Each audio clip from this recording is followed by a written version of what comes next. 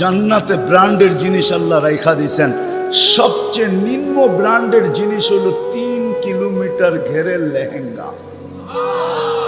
কয় কিলোমিটার? এই সুতা দিয়া বানাবে না, আলোর সুতা দিয়া বানাবে, আলোর সুতা দিয়া। কোনো ওয়েট হবে না, ওয়েট আল্লাহ বানায় রেখা দিছে মা বোনদের জন্য। আজকে যদি আল্লাহকে রাজি করলো, চলে গেলাম আমার আখেরাতে। বলছিলাম যে আখেরাত নিয়ে আলোচনা নাই, দুনিয়া নিয়ে। যদি দুনিয়া সুখে থাকতে চাই, আল্লাহ পাওয়া ছাড়া সম্ভব না।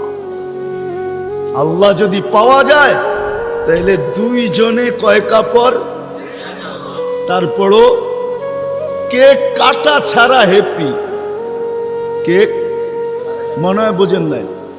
না না, করতে বুঝবেন আপনারা, সব হুজুর মানুষ, করতে গিয়ে বুঝবেন। কেক কাটা ছাড়া।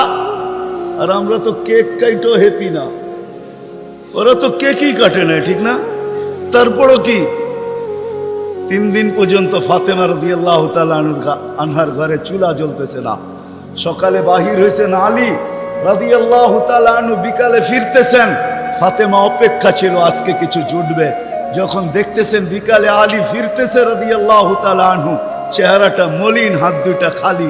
ঘরের পাশে যখন চলে আসছেন, এখন আর পর্দা নষ্ট হবে না আওয়াজ দিলে। আওয়াজ দিছে আলী, চোখে চোখ পড়ছে, বলছে চেহারা মলিন কেন? ফাতেমা আজকেও কিছু জোটে নাই।